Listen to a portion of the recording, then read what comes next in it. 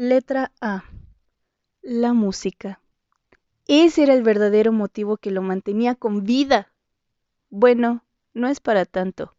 Lo que sí es cierto es que por lo menos le permitía distraerse del exterior, del afuera que tanto le desagradaba.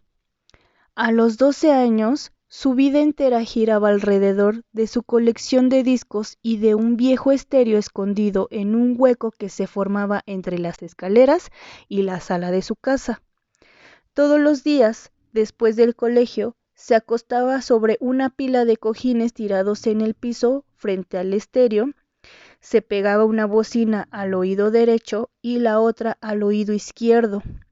No utilizaba audífonos, sino que pretendía que su cabeza absorbiera todos los sonidos sin nada que los aislara, y ponía la consagración de la primavera a todo volumen.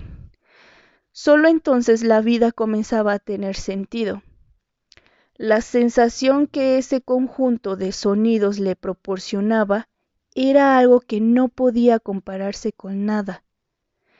Él todavía no lo sabía, pero el placer que experimentaba en esos momentos era muy similar a los estados extáticos que más tarde leyó sufrían los místicos.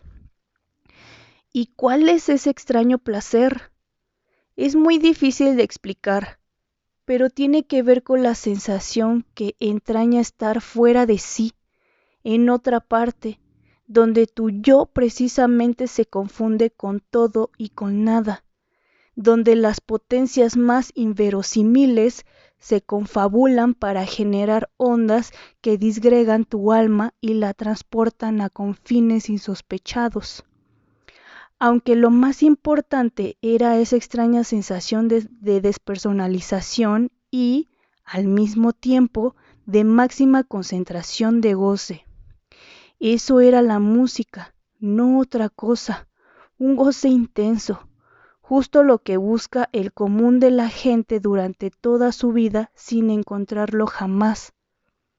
Osmodiar la invocaba todos los días y eso lo hacía muy feliz. Mantenía los ojos cerrados y se concentraba en cada instrumento. Trataba de diferenciarlos para así poder entender qué extraña magia ejercían sobre él. Las personas que pasaban a su lado en esos momentos de trance definitivamente pensaban que era un adolescente psicótico. Pero ¿qué adolescente no lo es? De hecho, este es el sentido de experimentar la música hasta sus últimas consecuencias. Sumergirnos en estados alterados, de locura, perder la razón, arrojarla y escupirle mientras las ondas hertzianas socavan nuestra voluntad y nos transforman en pura voluntad, como pensaba Schopenhauer. La música es la única de las artes que no es mediación, sino contacto directo con lo irrepresentable o con lo divino. Sí, así se entiende mejor. Lo divino es un simple eufemismo para nombrar algo que está más allá de toda determinación. La música en su primera y más pura expresión. Según algunas doctrinas religiosas, en el principio no era el verbo, sino una vibración eterna capaz de adensarse hasta conformar universos enteros. El gran malentendido que se ha incrustado como una flecha envenenada en la creencia de la modernidad consiste en pensar que lo divino debe verse, materializarse visualmente, cuando en realidad es un evento sonoro, musical, un susurro que emerge de lo más profundo del silencio, un susurro que lo absorbía hasta dejarlo sin aliento, anonadado, prácticamente muerto, es decir, en un estado cuya vía de acceso no era de este mundo. Uno de esos días en que Osmodiar se encontraba completamente concentrado, en absoluta oscuridad, con la música envolviéndolo todo, fue que experimentó su primer contacto con lo divino. La música que se oía y retumbaba por toda la casa no era otra que toccata y fuga. Osmodiar tenía los ojos cerrados, disfrutando la locura de Bach como pocas veces le había sucedido.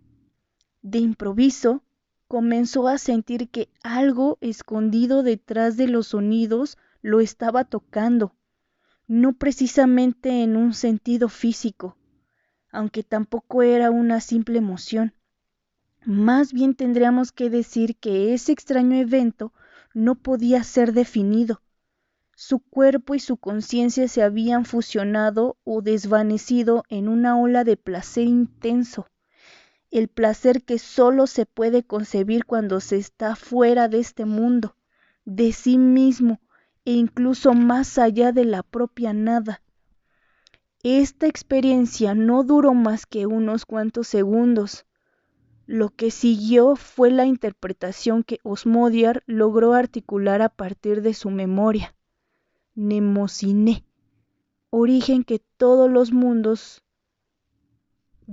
los mundos concebibles. No habría nada sin su magisterio, sin su implacable poder. Es curioso que todo lo que consideramos real no sea más que el recuerdo de algo que siempre se nos escapa, de una simple suposición. ¿Qué otra cosa es la memoria sino magia pura? Un ente ficticio que edifica toda nuestra pretendida realidad. El conocimiento es memoria, reminiscencia, nunca inmediatez. Incluso la inmediatez es recuerdo de sí misma. La música, sin dejar de ser un evento atrapado en la telaraña de los simulacros, de los eidola, se identifica con el punto de inflexión que articula la esfera de las representaciones con la vasta llanura de lo divino. Es decir, es la imagen perfecta de aquello que está más allá de toda imagen, expresión que todavía arrastra un poco de la soberanía de lo irrepresentable, dimana de su devastadora irrealidad. Eso, una devastadora irrealidad, era lo que Osmodiar vivió ese día cuando fue poseído por la música de Bach.